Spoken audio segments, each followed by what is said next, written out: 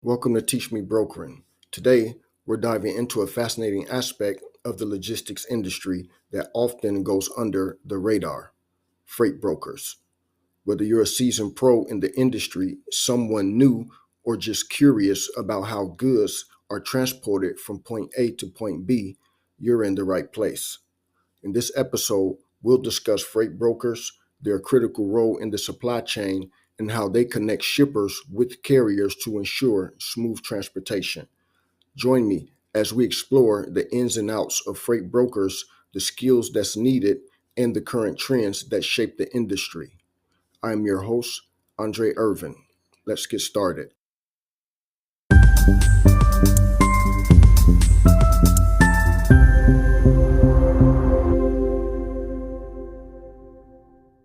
Okay, what is the logistics industry?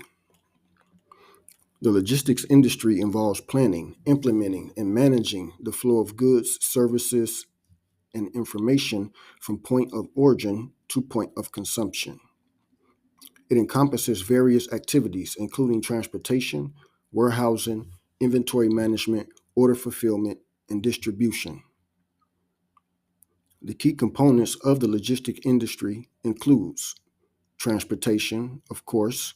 This involves moving goods from various modes such as roads, rail, air, and sea. Efficient transportation is crucial for timely deliveries and reducing costs. Warehousing. Warehouses serve as storage facilities for goods before distribution. They are key in managing inventory levels and ensuring products are available when needed. Inventory management. This refers to tracking and controlling stock levels to ensure that the right amount of products is available to meet demands without overstocking. Supply chain management.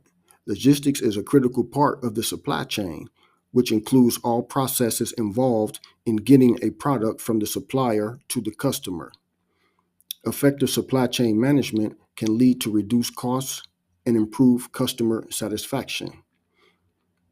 Distribution. This involves delivering products to the final customer. It can include various methods such as direct shipping, drop shipping, or using distribution centers. Technology.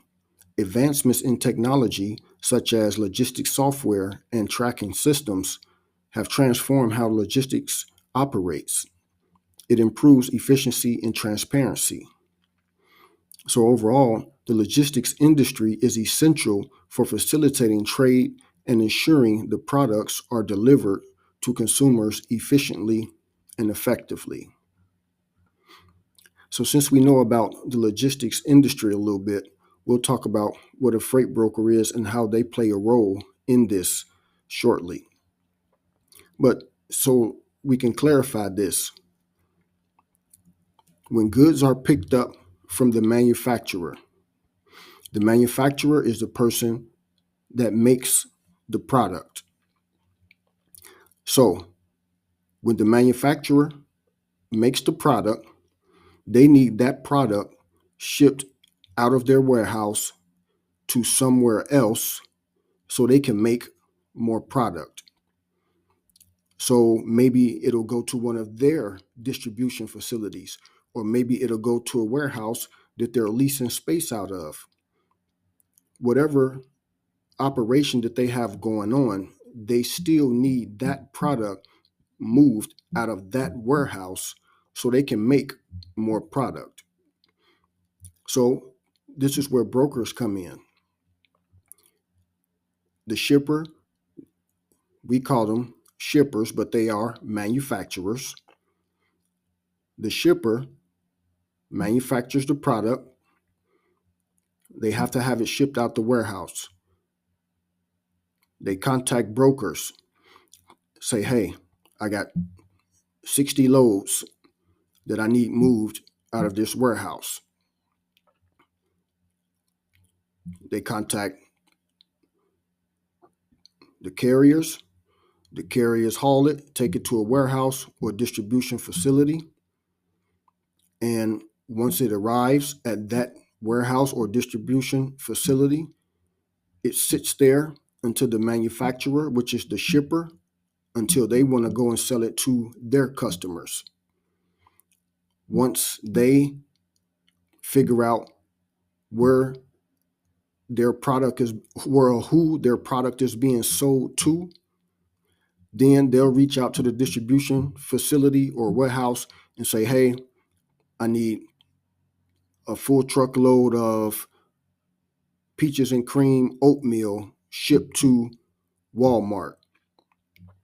So at the distribution warehouse, they will reach out to brokers or carriers in their network, and they will have a truck come there to pick up that load of peaches and cream and take it to Walmart distribution warehouse.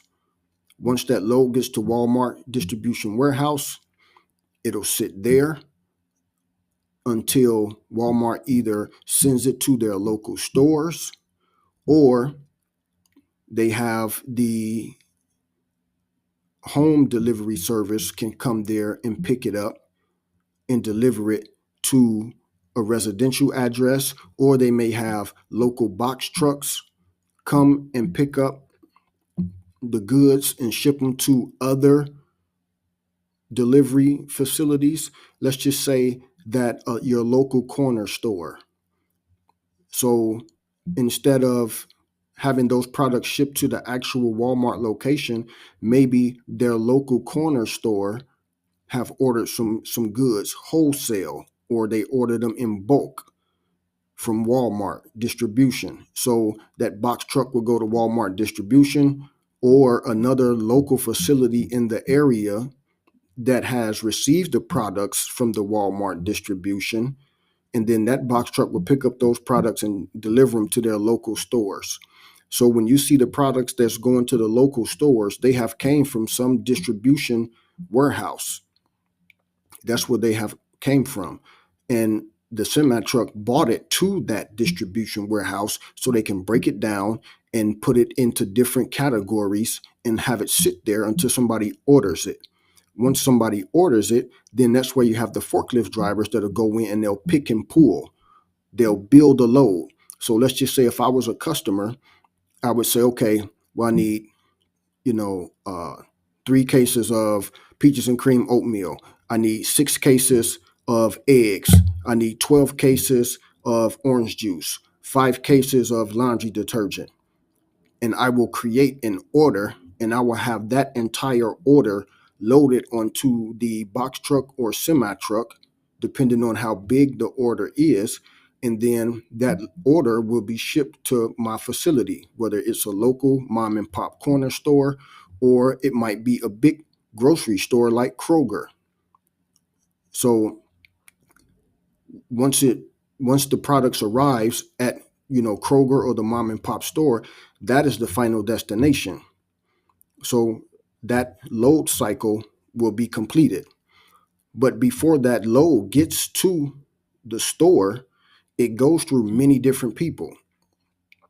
So as I teach people in my courses, for every one load, let's just say you got one load, one semi truck, there's at least 20 to 30 people involved in that one load that's on that semi truck.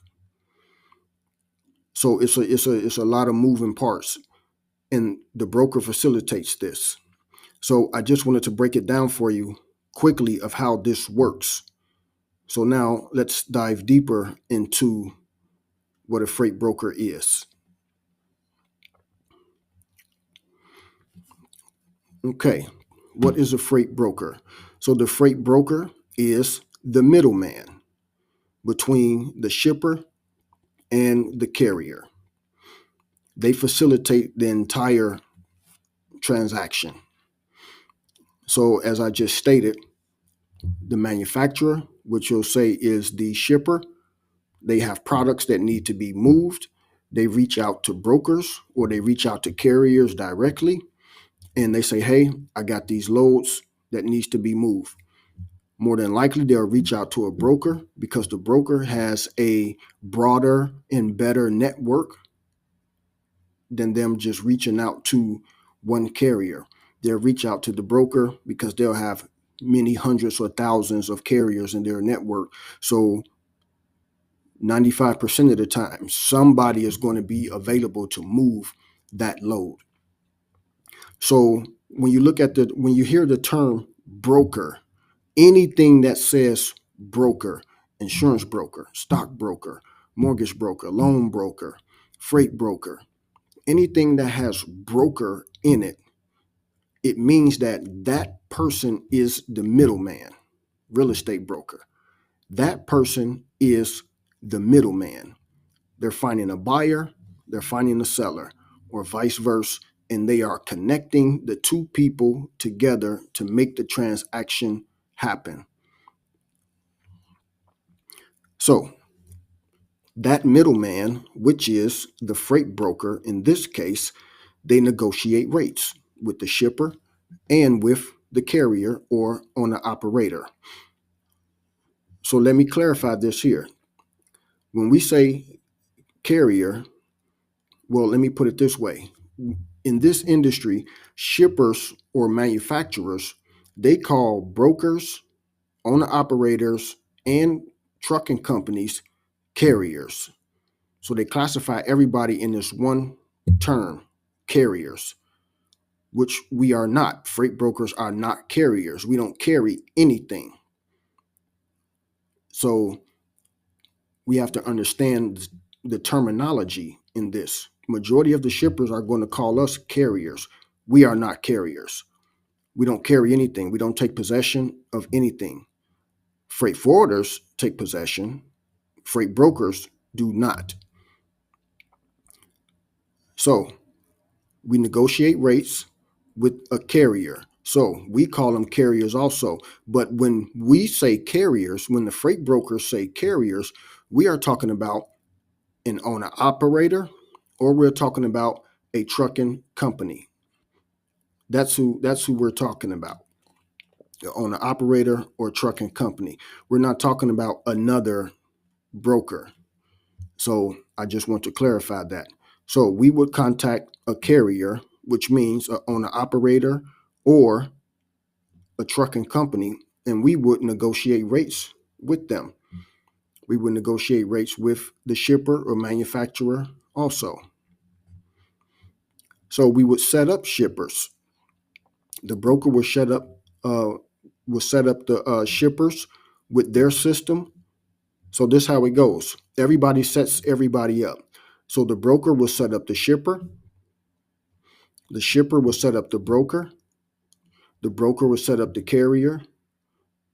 And that's how the operation works. And if this is a trucking company, then the trucking company will set up the broker with their company. Pretty much owner operators, they don't do this because they're operating by themselves. They'll just accept the load and send in the paperwork at the end of the load, and that's it. But mainly, the broker and the shipper is setting up each other because the shipper is going to give the broker the load, and the broker wants to have all the information for the shipper so they can get paid. And then the broker will take all that information from the shipper. They will create documents, and they'll give those documents to the carrier. So the broker will set up carriers also. And they set up the shippers and carriers with something that's called a shipper package and a carrier package. So the shipper package, it'll be 10 or 15 documents that the broker has created and put together in a PDF file, or they have created a website for the shippers to go to and set themselves up online. Same thing for the carriers. The brokers will create a carrier package, or they will create a website where the carriers can go and they can complete the carrier package online. Same thing happens for the shippers. Some shippers, they'll either send the documents in PDF, or they will provide you with a website where you can go and you can set yourself up on their website. The carriers, they don't usually have that. The carriers will only have a carrier package. That's it. They don't need any other specific thing, unless this is a trucking company and they want to use a CRM and have people set up in their system. And, it depends on the business model and how that trucking company is set up to operate. But an actual owner operator, only thing they will need is their carrier package. And same thing with a trucking company. They'll only send out a carrier package. But if this is an actual trucking company, they may require, more information from the broker, and vice versa with everybody. Everybody may require different things. But the core documents are the shipper package and the carrier package. And then the carrier will have a carrier package. The shipper will have a carrier package and a broker package. But some shippers just combine their shipper and some shippers combine their broker and carrier package all together and just make it one package, or they'll just have everything on one website. That's how they'll do that. That way they don't have to have two packages. And that's another reason why they just call us carriers, because they don't want to get confused. They say, look, everybody is just a carrier, whatever. They'll just say, hey, everybody is just a carrier. But we are not. So when you're in this industry and you hear shipper says carrier, they're talking about everybody. The broker, and the owner operator and the trucking company. Okay, so the broker, they manage the entire shipping process from start to finish. The broker manages the entire process from start to finish. So this means that they are the key player in this entire formula here. Now, you don't need, a carrier does not need a broker to get loads. So how this works is either they deal with a broker or they learn how to broker. It's one of the two. So you either deal with a broker or you learn how to broker. So if you're on an operator, you're not going to have time to do both. But many owner operators, they can operate their business by themselves. I've dealt with many for years, and they operate their own truck, trailer, and they book their own loads online. But sometimes it becomes overwhelming. So that's where you get these dispatchers that came into play, because the owner operators needed some help. So this is where you get those dispatchers that come in at. And I'll speak briefly on the dispatcher, but I'll talk about that in another video. But this is why the dispatchers came, about, is because the owner operators needed some help. That dispatcher is only supposed to be working for that one trucking company. They do not supposed to work for multiple trucking companies. Brokers do that. So this is where the whole mix-up is. They think that, yeah, I'm going to start a dispatching business and, I'm going to have, 100 different truckers that, that I'm working with. Well, you can't do that, because now you're in the way of the brokers. You're trying to operate as a broker. And, many people is controversy about this, but all you have to do is go look at the laws. It's just what it is. Look at the law.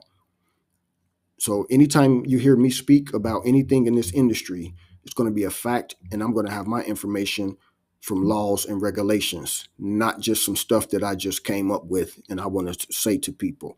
So you can fact check me on anything that I say, and you'll know that it's legit. But I just want to speak on that for a minute, because you can't speak about this industry without speaking about everybody.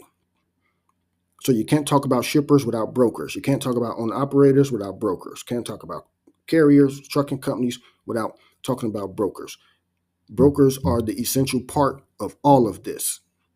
And so I just want to let you guys understand this. Brokers manage the entire process.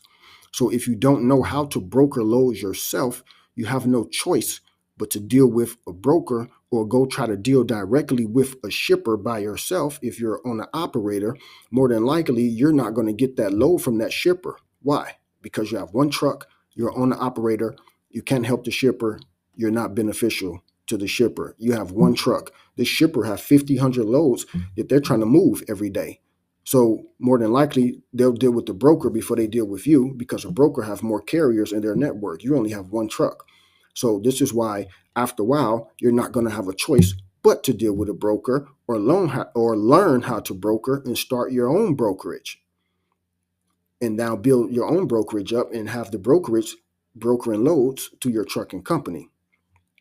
So the broker, they manage the entire process from start to finish. This is why brokers are essential.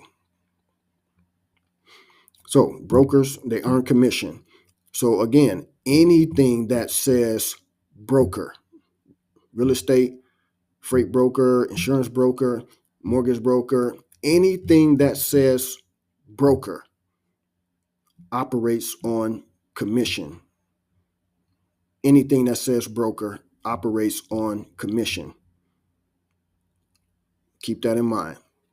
The average freight broker just starting out, they're going to be making 60% commission.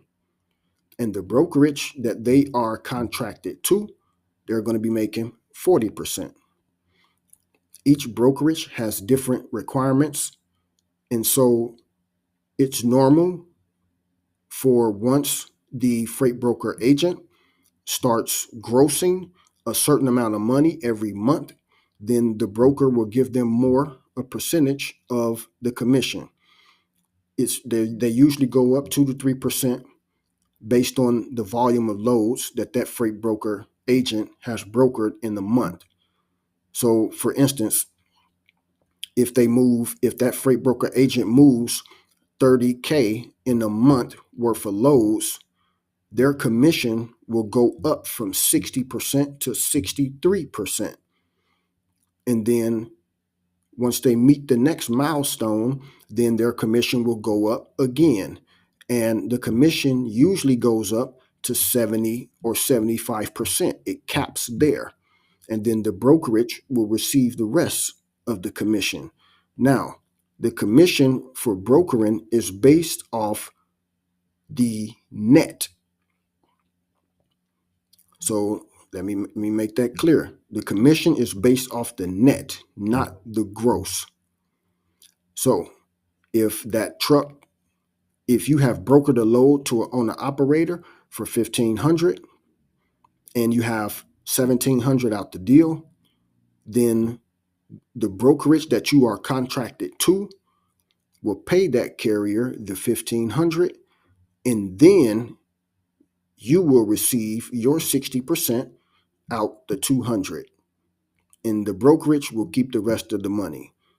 So whatever price that you agree to with the owner operator or the trucking company, they get their price. You get your price out whatever's left over. That's how that works with the commission. And so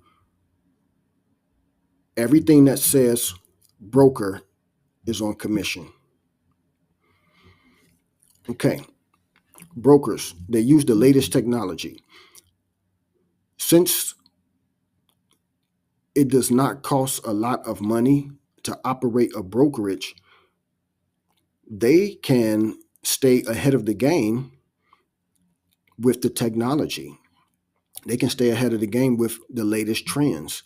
And so back in the day, they would just use, a fax machine and a regular landline telephone, because they didn't have the technology. But now they can still use a fax, or they can use the email, or they can use a EDI system, electronic document interchange. They can use one of those systems to send loads and documents to the different parties that's involved in the cycle of the load. So we have technology now. We have apps for the phone. We have cloud computing now, where we can store things in the cloud. So the brokers take advantage of this latest technology. This is how they are able to promote themselves with value added services. So they're using the latest technology. They can promote this. Hey, we're using, the latest technology, yada, yada, yada, yada. It's making them better than the next person. Same thing as Uber Freight. They're a brokerage. Uber Freight is a brokerage. They have the mobile app where carriers can log on to the mobile app and they can have loads on the mobile app. So we didn't have that, 10, 15 years ago. We didn't have that in brokering. And so that latest technology has made it where, you know, Uber and other companies that use this technology can say, hey, you know what? We can track. We can track the drivers. We can see exactly where they're at. We can send them loads right away. We can send them money right away. We can check for compliance right away. So the technology is a big thing in this industry, and many brokers are utilizing this. Okay, how freight brokers operate. We're prospecting shippers. So we know what a prospect is. A prospect is some like a potential customer. That's why we call them prospects. They are potential customers. They are not 100% a customer yet. We're trying to convert them into customers, but we prospect them first. So how brokers operate, they prospect the shippers, they explain their services to them, and if the shipper likes what they hear, then they will connect with that broker, and then they'll start sending that broker loads um, to move for them. So again, the broker will negotiate rates with the shipper. So negotiating rates, this is a big thing everybody wants to know about. And of course, because this is where the money is floating through. A lot of owner operators, yeah, the broker's keeping all the money, the broker this, the broker that, the broker this. It just sounds good to blame it on somebody because these guys, they don't know how to operate their business. And that's just what it is. It's we have to face that fact. It's reality. And so they want to blame stuff. Yeah, the broker's taking all the money. So it's a couple of ways that you can negotiate these rates with the shippers. So the first way is that when you prospect what if the shipper asks for a quote? The shipper asks you for a quote. Let's just say you quote that shipper right then and there for how many ever loads that they want. And then the shipper says, you know what? Those are some good rates. Let's do it. I'll send you these loads here. How soon can you get me some trucks? So then now that broker will more than likely say, hey, I'll reach back out to you. Let me converse with my network first to see who's available. So, okay, cool. So now that broker has made the first mistake. That broker accepted loads from that customer without knowing that they can get those loads moved. Let me say this again. That broker has quoted the customer, accepted loads from the customer without them knowing that they can get those loads moved for that price. That is one reason how you get the cheap freight. Because the broker has quoted the customer a price without consulting with the carriers or owner operators first. They quote the shipper the price. The shipper says, great, give them the load. Now the broker calls the carrier. That's backwards. That's not how you broker freight. Now, here's another scenario. Let's just say you are a broker and you've been brokering for, 2 years. So if you've been brokering freight for 2 years, if you have been doing this constantly, then you have hundreds of carriers already in your network, and you pretty much know if you can get loads moved. So if you know you can get loads moved and you deal with specific carriers, then yes, you may say to the shipper, okay, I could get it moved for this price, because you can reach out to one of the carriers in your network and they will move it for this price. But this is not always the case, because many of these brokers, they don't have a lot of carriers in their network, and they are accepting these loads from the shippers for a specific price, and then they're trying to broker them to the carrier, and the carrier saying no, it's too much, it's cheap freight, it's too little. And sometimes that is the case, and it's the case because the broker quoted the shipper in the beginning. And I would not even do that anyway, unless this is bidding season and the shipper sends out a bid, a RFQ or a RFP. If the shipper sends out a request for quote or a request for proposal, then you could quote the shipper specific prices. Why? Because you are just providing them with estimates at the moment. You're providing them with estimates at the moment. So now you can quote them those prices if they're trying to set up a contract, because that's how it goes. I'm just quoting you pricing right now for this contract.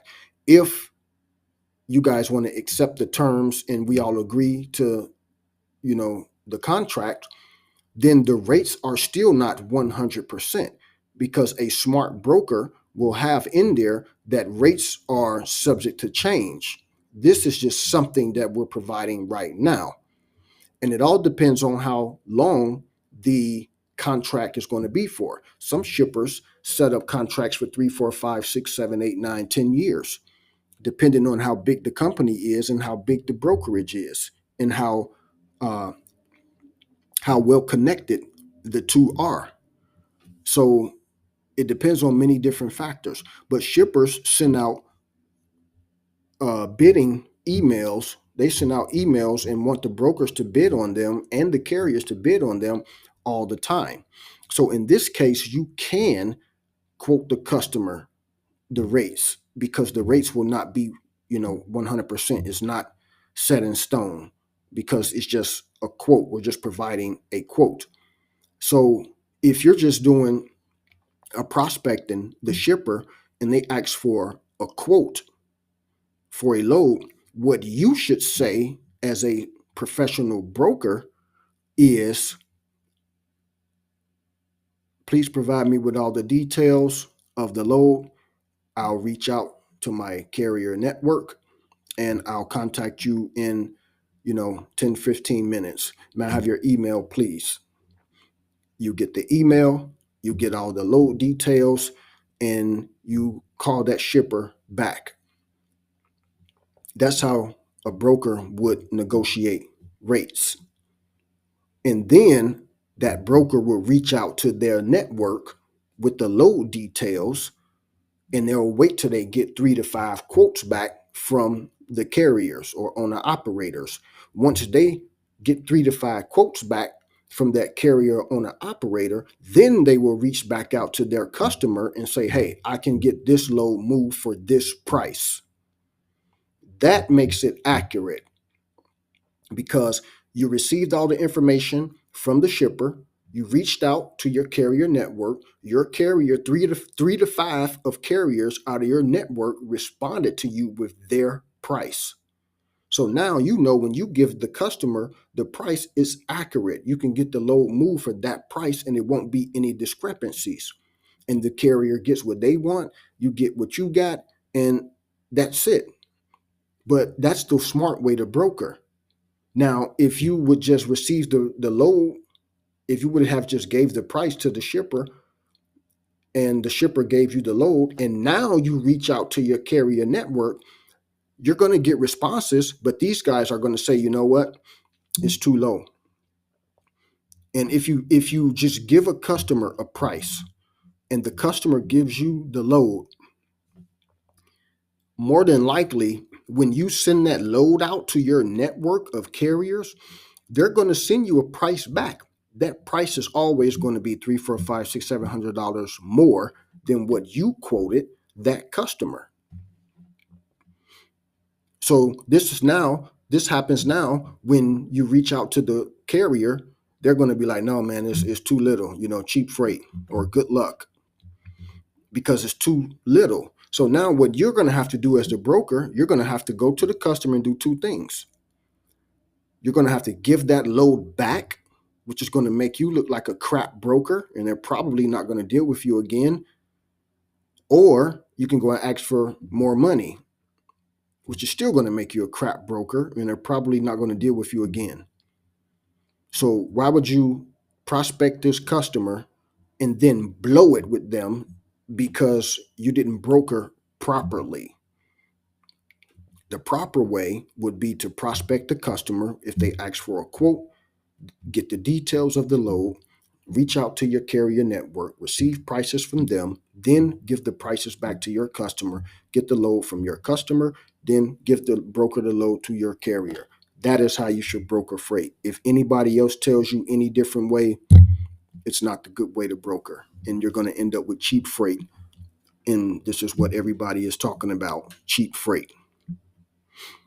Okay, moving on. So the broker, they book the loads with the carrier. They book the loads with everybody involved. So if that load is being picked up from this shipper, it depends on what type of load it is. If the load is going to the rail, then the broker would have that carrier pick up that load, take it to the rail if it's an intermodal load, or if it's a drop and hook, they'll have it drop and hook that trailer somewhere. What if it's power only and the carrier doesn't have a trailer, and the broker is just having that carrier come and pick up their trailer or somebody else's trailer? So the broker would facilitate all of that. It all depends on how many moving parts is in this brokering process for this load.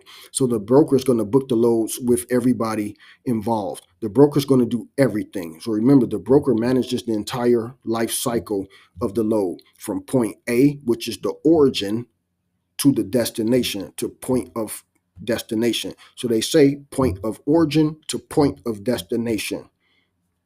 The broker is going to facilitate that entire process. So it may be a simple load, pick up here and deliver here, but it may be 3, 4, 5 different other steps in between that. So the broker will facilitate all of that. And they will schedule the loads also. So the broker is going to prospect the carriers. Same way they prospect the shippers, but the script will be different. So they'll prospect the carriers. Maybe they saw them on the load board. Maybe they saw them on social media somewhere. Maybe they saw them on a Google search or, Bing or Yahoo. Maybe they saw them somewhere. They're prospecting that carrier, and they're trying to get some quotes from that carrier, and they want to add that carrier to their carrier network. So the broker is going to prospect the carriers also. And how it usually happens is the broker is either going to have an online CRM, customer relationship management software, or the broker is going to have some type of Microsoft Access database or Microsoft Excel spreadsheet. And they're going to have all their carriers in one spreadsheet, and they're going to have all their shippers in another spreadsheet, and keep everything organized. And they're going to continue to add shippers to their network and carriers to their network as well. So tracking loads. Brokers also tracks loads.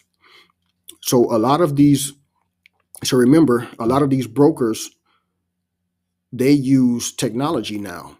So many of these brokerages, they want the owner operator to install all these apps and stuff in their phone.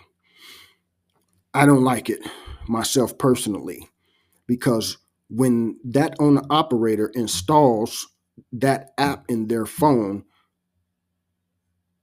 that broker is now retargeting them with more loads, retargeting them with more ads, retargeting them with more just bunch of junk, basically. They're retargeting them, and all that stuff is popping up on their phone every day, all day. So you did that for one broker. Now the next broker you go to, they want you to install an app on the phone. The next broker, they want you to install an app on the phone. In a week's time, you may have 20 different brokers' apps installed in your phone if you were the owner operator. So now your phone is going off every 2 seconds because the broker want to send you another load, or they keep asking you questions, and they're doing all this stuff with you on this app, but you have 20 other different apps on the phone. So I don't really like that right there. But a lot of brokerages, they have the owner operators or the carriers install their app before they can get the load, or they have to install their app, or they're going to charge them a fee of $50 or $100, $200. If you're owner operator and you run across brokers like this, just don't deal with that broker. No law says that you have to install their app on your phone. First off, this is your personal device. This is your personal device. So there's no law that says that, okay, an owner operator has to install this broker's app on their phone.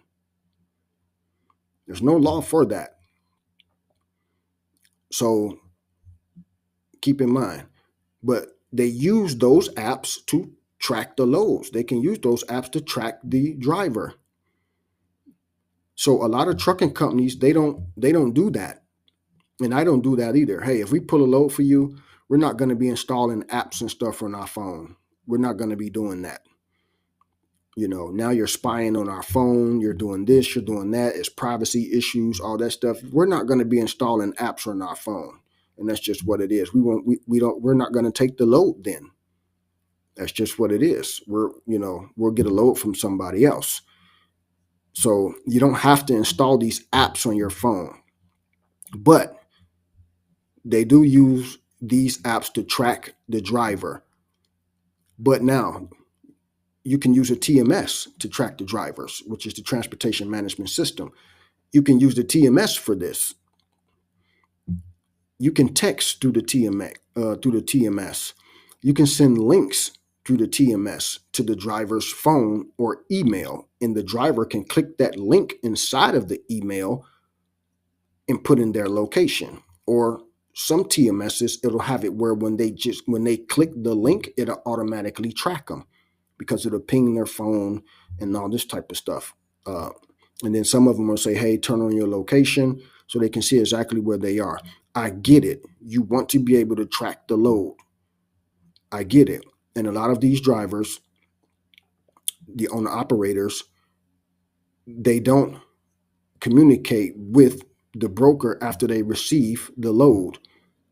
So I get it why they're trying to track people, but there's other ways of tracking. Now, Trucker Tools, they have the app that you can install on your phone. That's a tracking app. Okay, I'm kind of 50-50 on that because you do need some type of way to track the drivers. Now, a tracking app, you can have that on the phone, but sending all these other messages and stuff to the drivers, I don't like that. So a tracking app, I am in favor of actually tracking the drivers because there are a lot of bad drivers out here, and some of them, they will not answer the phone. You won't hear from them again until they want to get paid. And that's not how that works. Once you give that carrier that load, you guys are supposed to stay in communication until they deliver that load. And that's how it works. So brokers track the loads. They email the carrier or they call the carrier. So just think about it. Carriers, the owner operators, they don't want the broker constantly calling them. Well, they need to provide an email address and they need to answer the email, or this is why they deal with the dispatchers. So they can have somebody that's answering the phone on their behalf, somebody that can speak with the brokers and the shippers on their behalf. That's where, the dispatchers come in at. I am not against the dispatchers, but they should only be working for one company. That's how that works. And they should sign an agreement with that owner operator, and that dispatcher should only work for that company. They should have a work agreement. So the paperwork. Once the broker receives the paperwork from the shipper, which is the rate confirmation, they call it load confirmation or rate confirmation, but it's really the rate confirmation. So the rate confirmation comes from the shipper. I'm sorry, let me rephrase that. The load confirmation comes from the shipper. The broker creates a rate confirmation and gives that rate confirmation to the carrier. So the broker receives the load confirmation from the shipper. The broker creates a rate confirmation inside of the TMS and gives that load to the carrier or owner operator. That is what the TMS is for, also, to create those documents for the broker, for the broker and the shipper and the carrier. It's called Transportation Management System. So I'll do another video on what a TMS is, and I'll demo a TMS. But the broker creates all the paperwork, sends it to everybody, and make a smooth transaction. So as the broker gets big, they hire agents. That's how any brokerage is going to grow, off the agents. So you got the real estate broker, they have real estate agents. You have the insurance broker, they have insurance agents. So we have to understand the terms also. The freight broker is the owner. The freight broker agent is the independent contractor that's contracted to the freight broker. Same thing with the real estate broker. The real estate broker is the owner. A lot of real estate agents say real estate owner because they don't know the term themselves. They don't know what the terms mean. But just look at what an agent means. You're an agent for a company. So a real estate broker will not act like an insurance agent because the insurance or real estate broker is the person that owns the place. So the freight broker owns the place. The freight broker agent is an independent contractor to the freight broker. So it's two different terms. Freight broker and freight broker agent. Insurance broker, insurance agent. Real estate broker, real estate agent. That's just what it is. And the freight broker grows by bringing on freight broker agents. The more freight broker agents that comes on to the freight broker, then the freight broker makes more money. So they hire agents, and they can be an independent contractor or they can be an employee. Okay, so key responsibilities of a freight broker. Again, they gather all the load details. This is pretty much the number one thing that they must do. And you must do this correctly because the owner operator or carrier, they are going to go off of what you put into that paperwork. So remember, the shipper is going to send you the load confirmation with all the details on it. So it's your job as a broker to review the load confirmation to make sure that all the information is on there that you and the shipper has agreed to. If the information is not the same, send it back to the shipper and say, hey, this is not correct. Please send me an updated document. Once the shipper sends you an updated document, then you as the broker agent go into the TMS and you create the rate confirmation for the carrier. So now Here's a good reason why the technology is good. Because when the shipper sends you the document, more than likely it's going to be a PDF document. You can copy paste from the PDF document to the TMS. That way, you won't be making errors. So back then, we had to type that stuff in because you may get a fax. And so now you can just copy paste this information into the TMS, so it reduces human error. So if you just copy paste what's on the load confirmation into the TMS, if something is wrong, it really falls back on the shipper, but it does not, because you should have read the document to confirm that everything is what you and the shipper has agreed on before you put it into the TMS and create the rate confirmation. So you, as the broker agent, you're going to gather all the load details. You're going to get it. All the load details is going to be on the load confirmation. You're going to copy paste all the information from the load confirmation into the TMS software.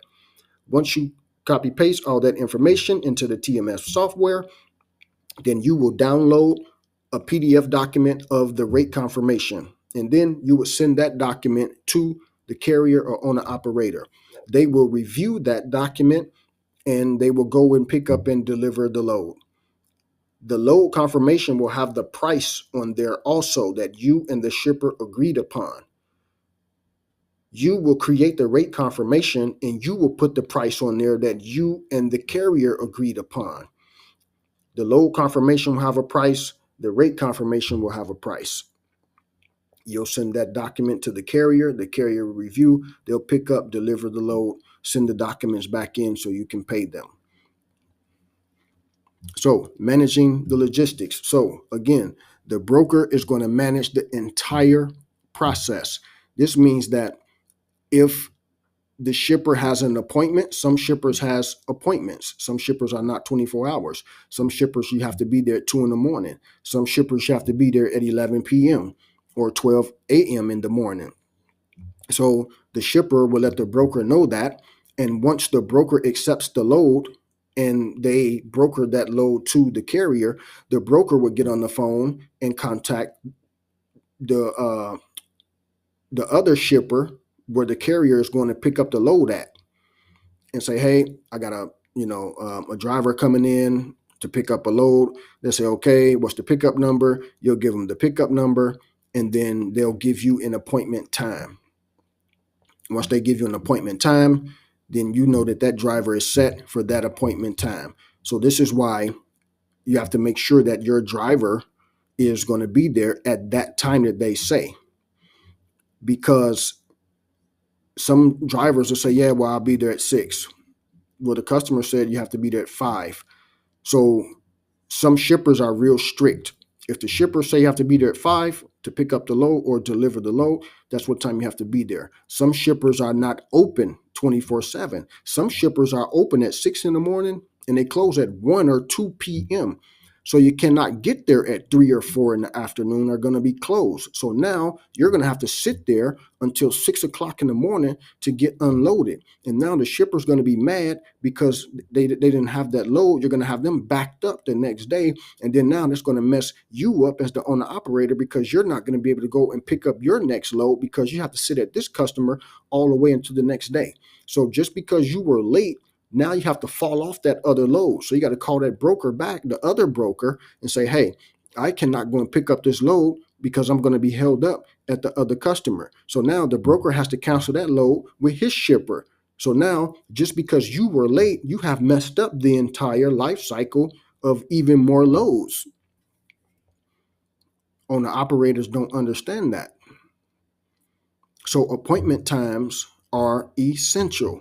If it says on the paperwork that you have to be there at a certain time, then you have to be there at a certain time. What if they have just-in-time freight? What if the freight is going to a auto manufacturer somewhere, maybe Detroit?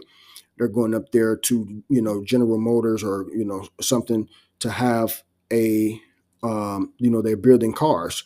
A lot of those auto loads are just in time. So if they say you have to be here at 5 a.m., they're going to start production like 6 a.m. So if you're not there at 5, they're not going to be able to start at 6.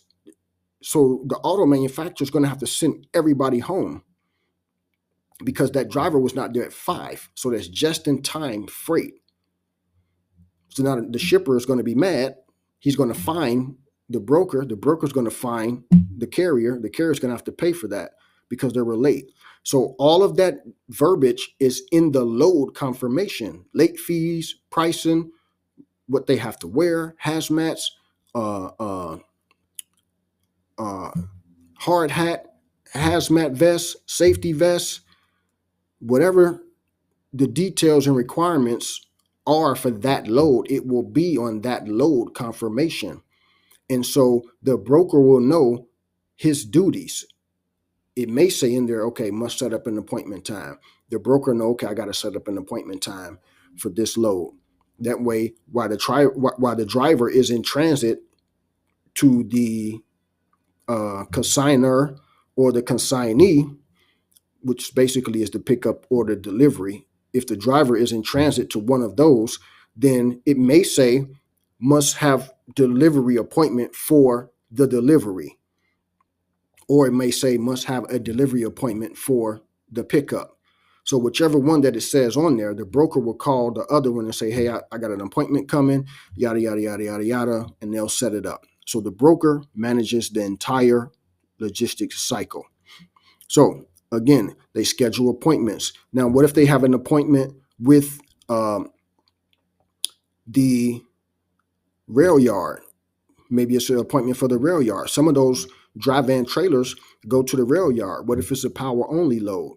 And what if that trailer has to be at the rail yard at a certain time? So the broker facilitates all of that stuff.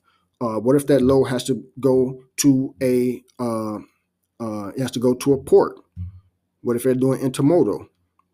And so that trailer has to go to a port. It has to be there at a certain time. So the broker will schedule that. What if that load has to?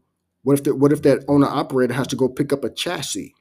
The broker will schedule that. Okay, I'm going to call a rental facility. I'm going to schedule a chassis. I'm going to have that driver come there, pick up a chassis. Then he's going to take that chassis and go to the rail yard and get that container sat down on top of that chassis. Then he's going to go 100 miles and have the load loaded onto the trailer. Then he's going to have that load come from there and go to another rail yard. And then that rail yard is going to take the container off of there. And then now that driver is going to have to take that chassis to another facility. So as you can see, that's like 7, 8, 10 different things that has to be set up in there. So the broker is going to set all of this stuff up for the driver, and the driver has to be on. You have to be on time. You have to be on time with this stuff. I can't stress this enough. You lose contracts for not being on time. You lose customers for not being on time. You're messing up your money. A lot of truck drivers, they get mad. Yeah, the broker, they owe me $800. Well, you're not telling people that you were late for this load.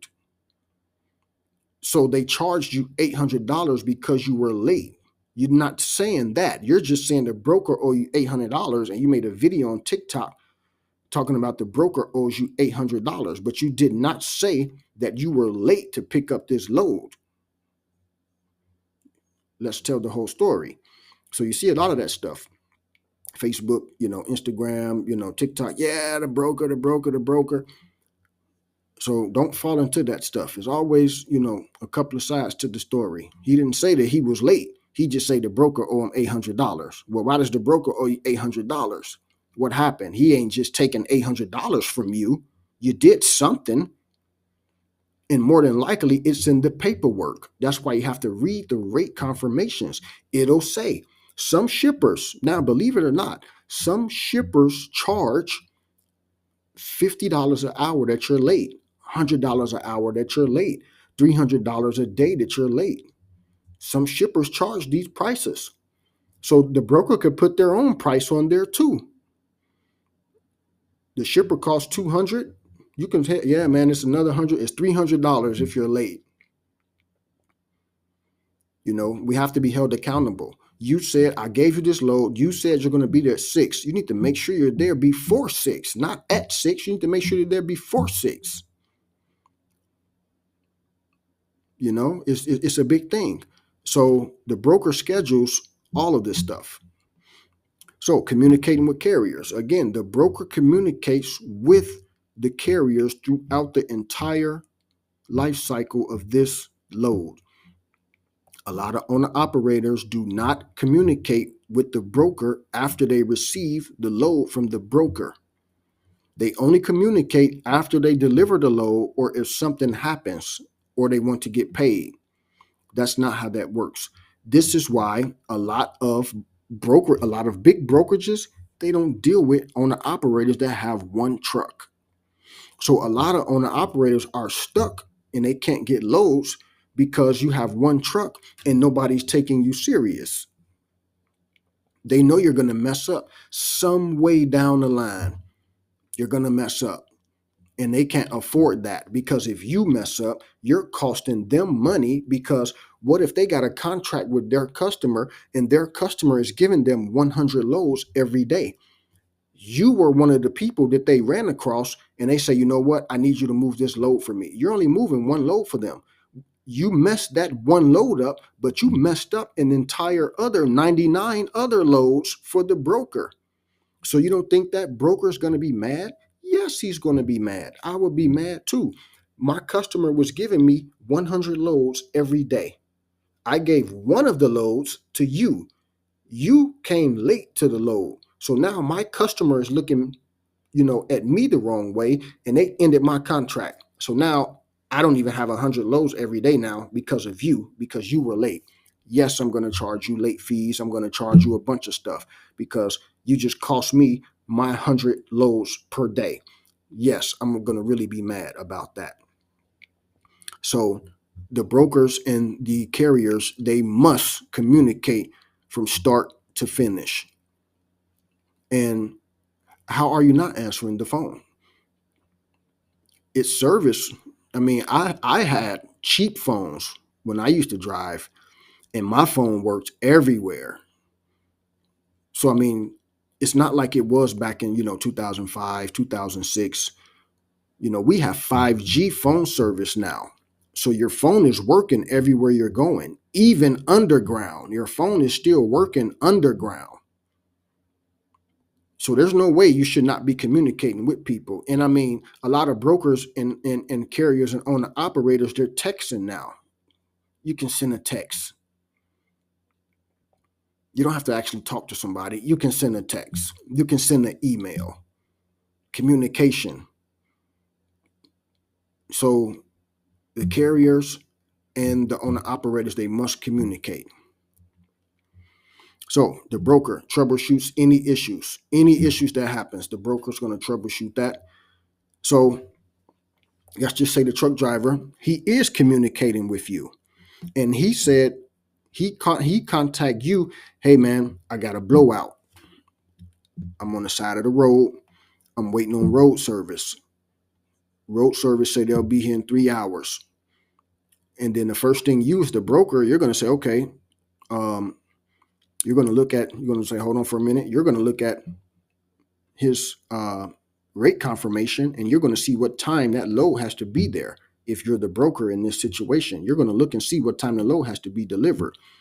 And then you're going to ask him, how many hours of service do you have left? He's going to tell you how many hours he got left. You're going to do some calculations, and you're going to know if he's going to be able to make that load on time or not. If he's not going to be able to make it on time, then you'll get all the details. You'll contact your customer, and you'll tell your customer, hey, my driver's, he's stuck on the side of the road. He had a blowout. He won't be there at 6 a.m.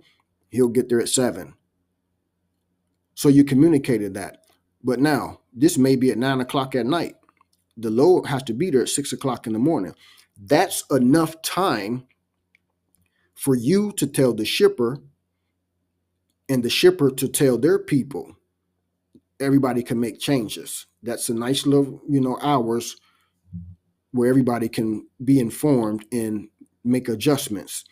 But now, if the load has to be there at 6, you shouldn't be calling me at 5 saying yada, yada, yada, yada, yada. Unless it's a blowout. Then the blowout is different. You got a blowout. Okay, when did you have the blowout? Okay, did you call road service?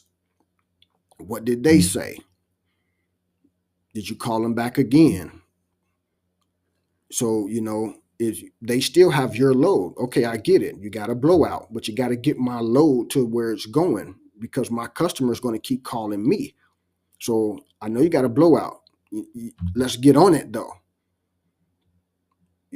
This is, I mean, we have to be serious in this business. So what's the issue? Is road service coming? If you having issues with road service, hey, I'm going to call road service and get road service out there myself. You got to get that load delivered. If you can't get the load delivered, then I'm going to see about other means of having somebody else come and pick that load up from you. Maybe I have to send a box truck and a pallet jack, and maybe I have to get that freight unloaded off of that truck and load it on to another truck. Sometimes that has to happen. And if that does have to happen like that, maybe the truck has to get towed. Maybe the driver truck broke down. He didn't have a blowout. The truck cut off and he has to get it towed to the shop. Well, I don't want you to tow my load. So it might make sense. Well, even if he do tow the load to the shop, I still might have to have a box truck and a pallet jack come. And we need to take that freight off of that trailer and we need to load it onto another trailer. And I need to have that trailer go head down the road. So what happens is wherever that driver stopped at, he'll get paid from where he picked up the load to where he stopped. And then the new driver, he'll get paid from where he picked up the load until where he's delivering the load. That's how that'll work. And so the brokers, is probably going to be mad also because, what's going on with this guy's truck? Does he have a crap truck?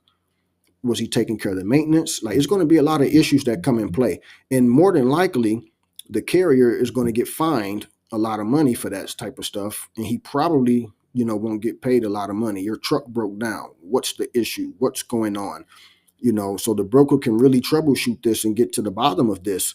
The broker can call the shop. They can call the trucking company. Like, you better be telling the truth. Like, you see what I'm saying? Because again, it's a lot of money involved in this stuff. So the broker will troubleshoot all of these issues, even damages and claims with the shipper. What if the carrier gets to the warehouse and the load, is shifted, is all over the back of the trailer?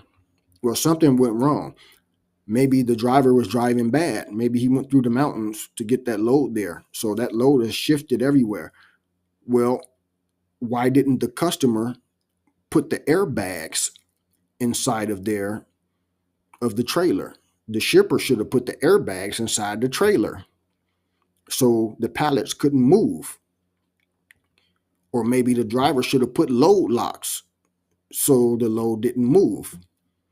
So the broker is going to investigate all of this, and then he'll send the information to the shipper. The shipper will do their investigation also to see, who's really at fault. So now we got damages. Now we got claims. It's a lot of issues that can arise, but the broker will help facilitate, all of these issues. Compliance.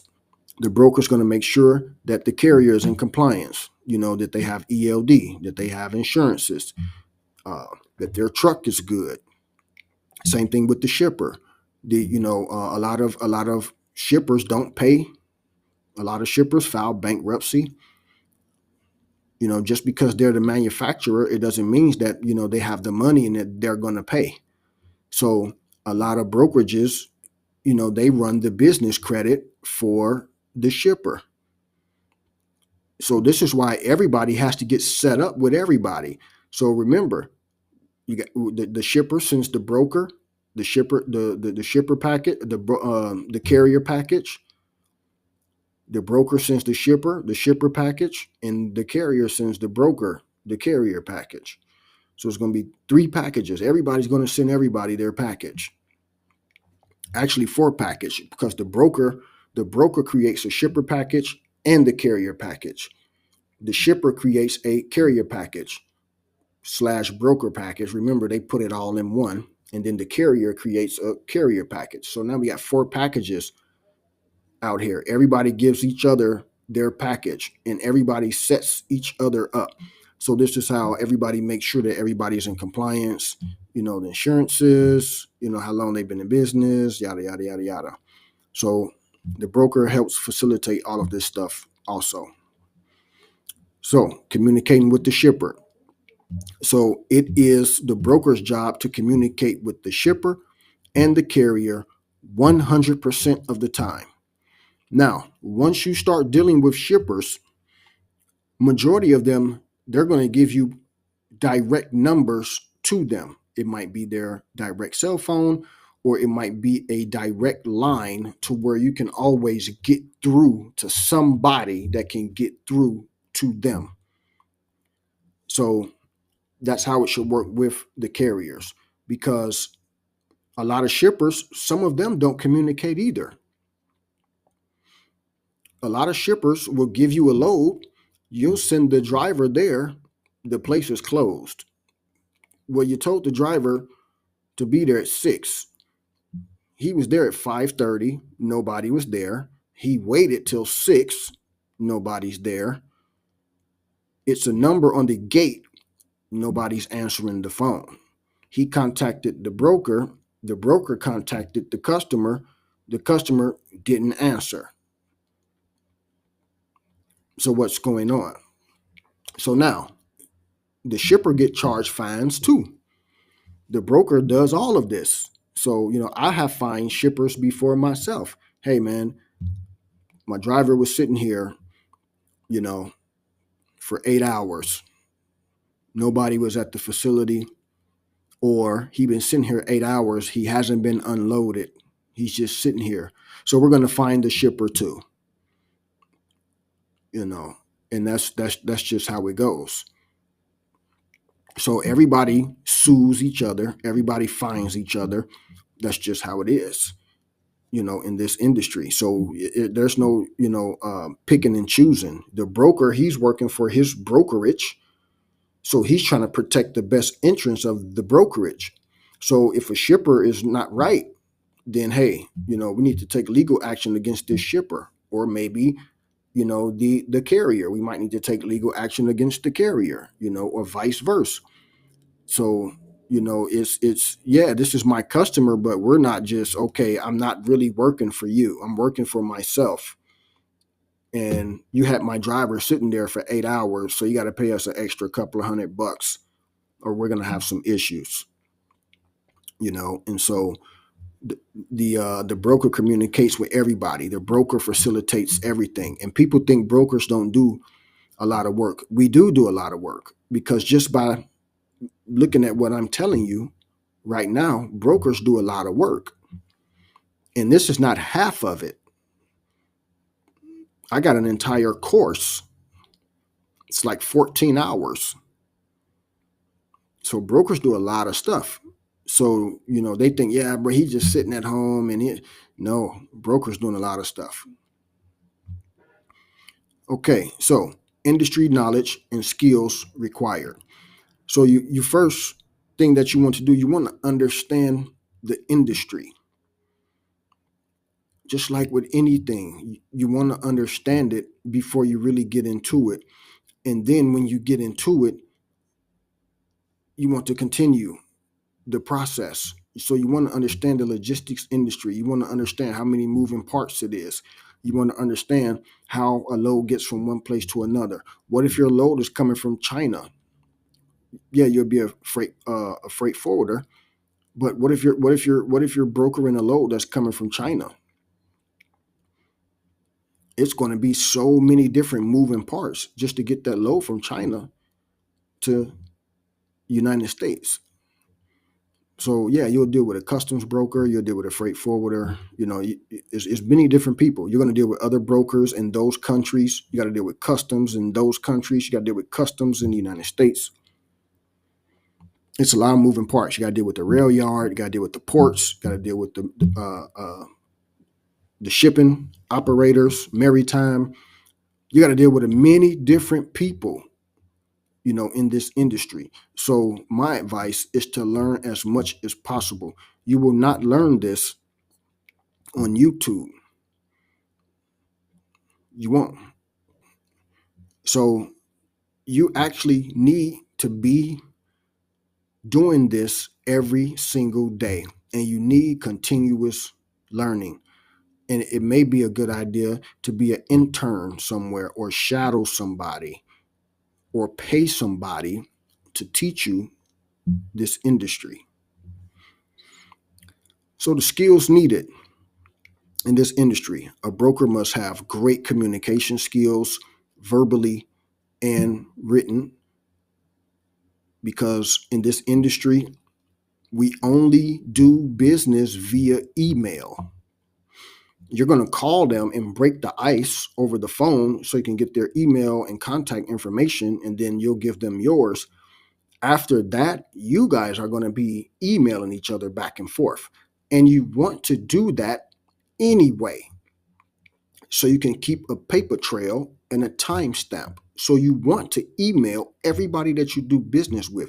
You don't want to always be on the phone. People can deny something that they said verbally on the phone. You cannot deny this email, even though some people try to deny the email and they get caught up.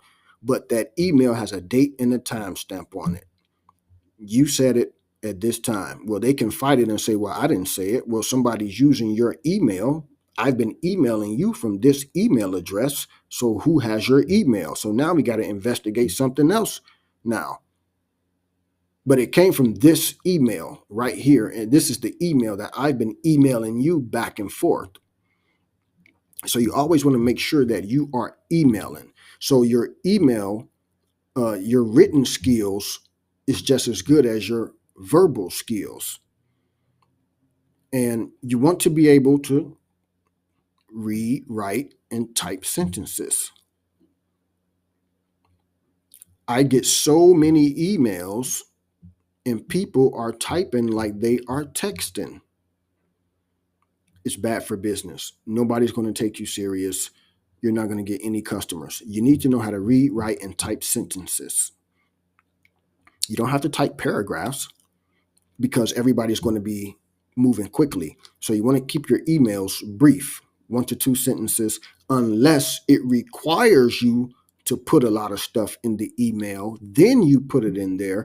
But if you're just sending the email out to update, hey, my driver, he's en route. I'm just giving you an update. Boom. Simple. You can say something like that. Or, hey, my driver had a blowout, yada, yada, yada, yada, yada, yada, yada, yada, yada, yada, yada. Couple of sentences, send the email. Boom. Now, when the customer sends you a load, then some customers send loads in the email. They don't send them through PDF. So if they send you the load via email, it may be a long email. So either way, you still have to sit there, read that email, make sure you understand everything. Because if you don't understand everything in this email, you are not going to be able to make the carrier or owner operator or anybody else understand what the email says. So if you don't understand what the email says, the first thing you should do is reply to that email and confirm everything in the email that you don't understand. That makes you a good broker because you question something that you didn't understand. The customer is going to reply to you and provide you with the answers to the questions that you ask. That's going to make you a better broker because you asked that question, they told you, now you understand better. Now you can make the carrier and owner operator understand what's going on with that load. So you need verbal skills, you need communication skills, you need people skills. As you know, we're going to be, talking on the phones all day. You're going to be on the phones with the carriers and the shippers all day long. This is what your job consists of. You need computer skills. You need to be proficient in the Microsoft 365 suite. Everybody uses 365. Everybody. So you need to learn how to use that immediately, particularly Office, Outlook, Excel. And if you have a PC, then you want to be using Access because you may have to use the database on Access, but you can still use an Excel spreadsheet also. So you really don't need Access, but you want to be proficient in that. And a lot of companies use Teams. So you want to be proficient, in the Office 365 suite. Everybody uses it. And so if you don't know how to use it, it might be a good time to try to figure out how to use it because you need it for sure. You need to know how to sell yourself. So this is a sales business. So also anything that says broker, they are selling stuff. Just like in this industry, we as brokers, we are selling semi trucks to the shipper and we're selling loads to the truck drivers and we're selling our own services. So we need to know how to sell. We need to know how to negotiate. So it's a lot of moving parts in this industry, and we must stay up to date with all of them unless we're going to forget it. So we need training. We need training. I have an entire course on freight broker training that's available on my website. We need continuous training every day, every day, every day. We need to be doing this. It's too many things to learn in one day. So if somebody say they're going to teach you how to broker in one day, get away from them. You can't teach somebody this in one day. Now you can go to my online course. It's like 14 hours total. You're not going to be able to do that in 14 hours. It's so much stuff in between that. If you just sit down and just go through it for 14 hours, you're not going to remember anything. So, you need continuous training. And what I always tell people is do, a couple of hours every day until you finish, and then go back and do it again, and then go back and do it again, and then go back and do it again. You know why? Because every time you watch a movie, you see something that you didn't see the last time you watched it. You hear something that you didn't hear the last time you watched it. That's what makes the movie so good, because every time you watch it, you see something different. Now you got something else to laugh at, or you learn something else now, or you saw something that you didn't see before. So just look at your favorite movie. You watch that movie a million times. You know the movie front to back. That's how you need to learn this industry. You need to know this industry front to back until something else comes out, and then you just update yourself on what just came out. Until then, you need to know this industry. And what I tell people, all my students, what I tell them is you need to learn the steps to broker a load in your head first before you try to do anything. If you know the steps, then when you start brokering, then you know exactly what to do because you already know the steps. When it comes time to do something, you don't want to be trying to fumble through stuff and figure it out. You should know it, even though when you just start, you're still going to be fumbling through stuff, trying to figure it out because you're new. But you want to be preparing yourself to learn more and more and more every day, and so until you actually master this. And so you want to keep your training going. You want to get involved with news, publications, and industry experts like myself. You want to follow us, subscribe, and you want to be getting all this type of industry knowledge all the time in your email. You want to get this stuff all the time because this is how you stay in tune with what's going on.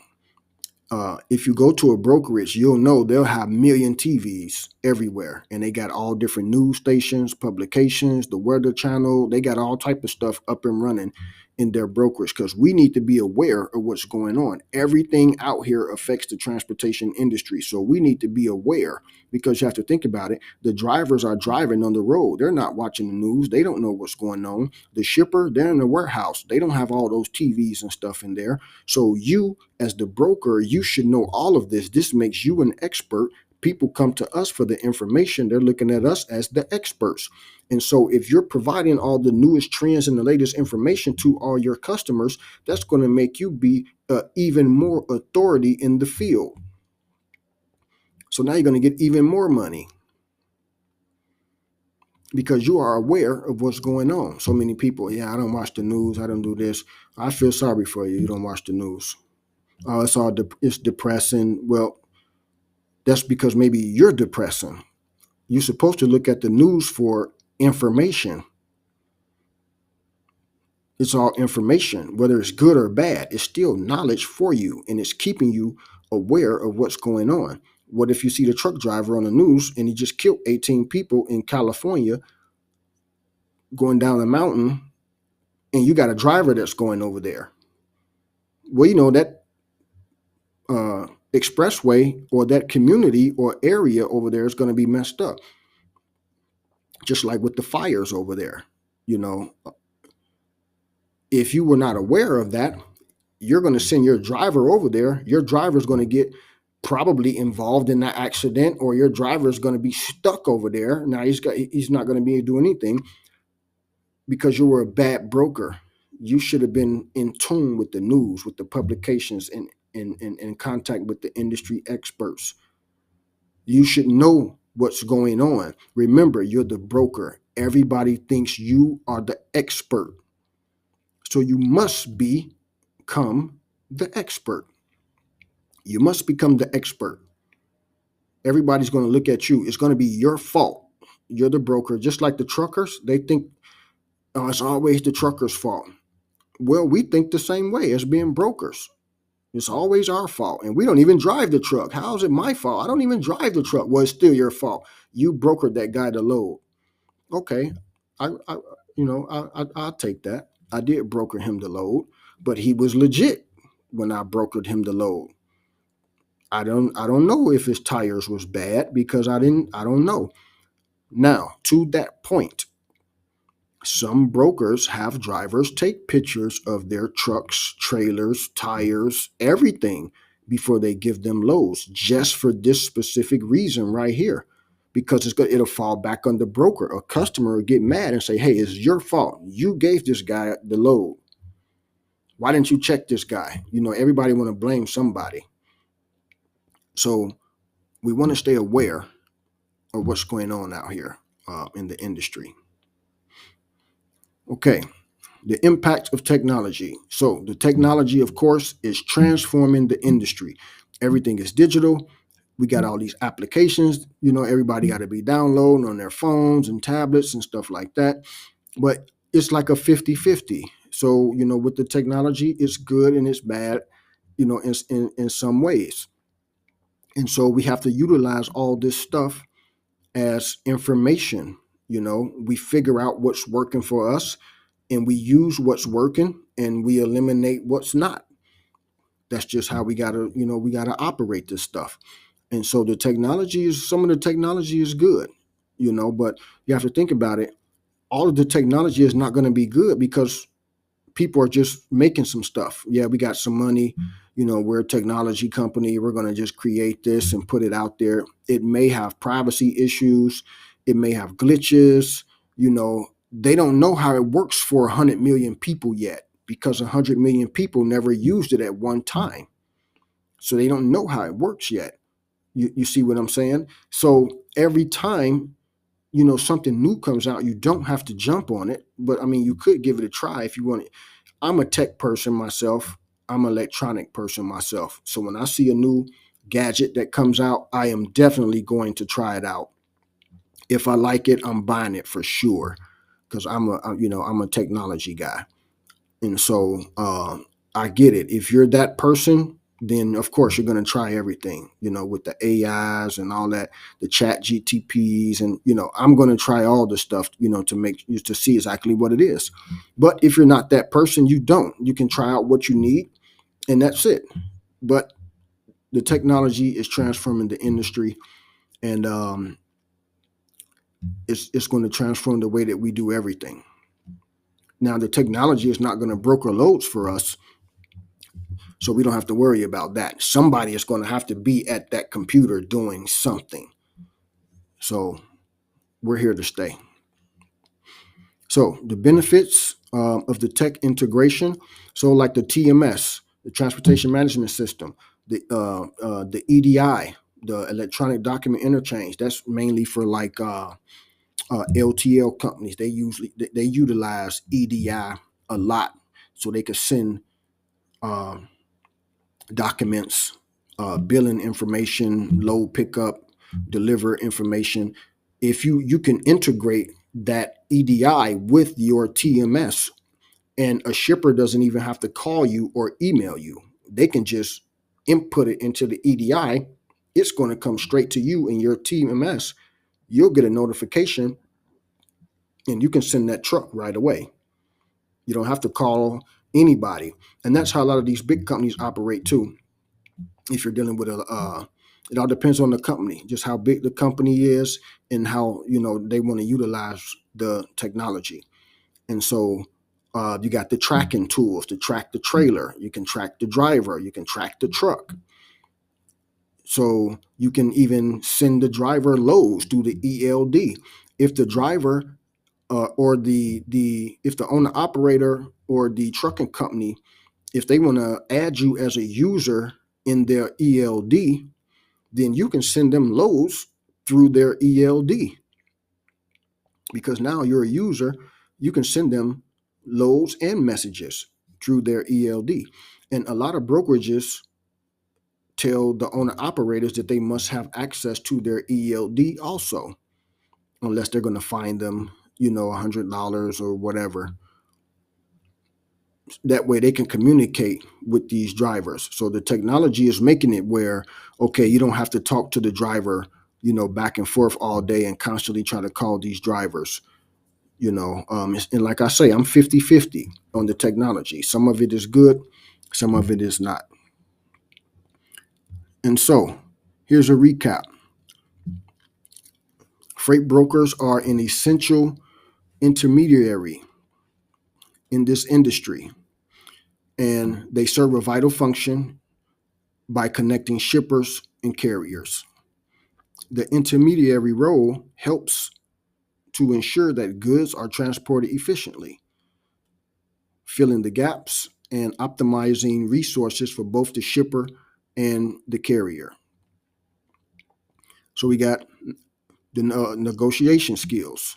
A successful freight broker must possess strong negotiation skills to secure competitive rates and favorable terms for the shipper and the carrier. Their ability to negotiate effectively can significantly impact the costs and provide efficient transportation. And we got the technology integration. The modern freight brokerages, the business will increase, and the business relies on the technology. A lot of brokerages, their whole operation runs off technology. So if the technology goes down, they can't broker any freight. All their stuff is in the cloud. Their entire system is in the cloud. And so even the transportation management system, the tracking systems, everything. So these tools not only streamline their operations, but also enhances the communication and transparency, allowing for the stakeholders to monitor shipments in real time. So the technology integration is great for everybody involved if it works right and if it's the right type of technology. So problem-solving abilities. We talked about freight brokers and how they must adapt to the problem-solving and the challenges that arise during the shipping process, whether it's dealing with delays, compliance issues, or logistical hurdles. Brokers must have the capability to quickly find solutions to keep shipments on track. So we must operate quickly. This is a fast-paced industry. Fast-paced. If you go to a brokerage and you actually go in there, you'll see it's just that's all you're going to hear is gibberish. because everybody's on the phone, everybody's working. You're just going to hear keyboards and gibberish. That's what you're going to hear because everybody's working. They're in their cubicle, they're in their own zone, and that's it. You'll probably hear some soft music playing, and everybody's going to be in their zone because this is a fast-paced industry. You cannot mess up. Yeah, it's mistakes happen, but I mean, of course, you cannot mess up. So again, it's commission based. Freight brokers earn commission based on the volume of freight that's being transported. So this is why we try to move so many loads, because we can get so much money. So when people say, well, how much money can I make? Well, how many ever loads you can move. There's no cap and say, okay, well, you're going to make, $100 a day or whatever. Top brokers are making 100,000, 200,000 a year. So you can easily make $10,000, $12,000 a month net. You can easily do that. You just have to start off baby steps and put the work in. It's very lucrative. And you just have to get with somebody like myself that can train you the proper way, and that's going to guide you to success. So, regulatory knowledge. A broker must have a strong understanding of the legal and regulatory requirements. That's essential for the carriers, the shippers, and the freight brokers. Remember, we should know everybody's job. As the broker, we're the expert. So we should know the shipper job, we should know our job, and we should know the carrier's job. We should know everybody's job. We are held to a higher standard. So the knowledge not only ensures compliance, but it also builds trust with our clients. As brokers, remember, they're going to be coming to us as the experts. And as you start moving loads, your customers are going to be coming to you for information. Hey, how do you think I should do this? Or do you think I should do it this way? Or do you think I should package it this way? How should I ship it? Should I ship it a truck or rail? Customers are going to be contacting you because they don't know this. They're in the warehouse. All they do is book the loads. They don't actually involve themselves in the entire process. They're one part of the puzzle, but the broker is every part of the puzzle. So you have to understand that also. So this is why we have to be aware of the laws, regulations, new requirements. We have to be a part of the entire industry. And as it is, I always tell people, I say, if you're in business, act like you're in business.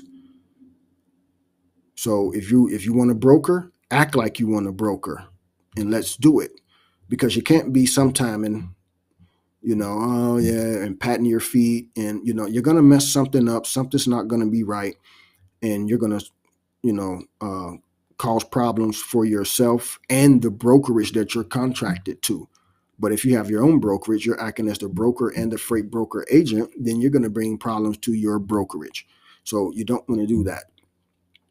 You want to get with somebody and you want to learn this stuff, and you want to, follow the instruction, and stay aware of what's going on. And I keep telling people this also. This is not a job. This is a business, period. This is not a job. This is a business. So you have to operate yourself as a business. So you got market trends and awareness. So you want to stay informed about market trends such as demand fluctuations, fuel prices, the weather, what's going on. We want to make sure that we know everything that's going on in the area and throughout the United States. So remember, we're brokers, so we broker anywhere in the United States, even to Hawaii and Alaska. We broker anywhere that is the United States. So this awareness helps us to anticipate changes in the industry, so we can adjust our strategies accordingly, and we can transfer this information to the carriers and to the shippers. And I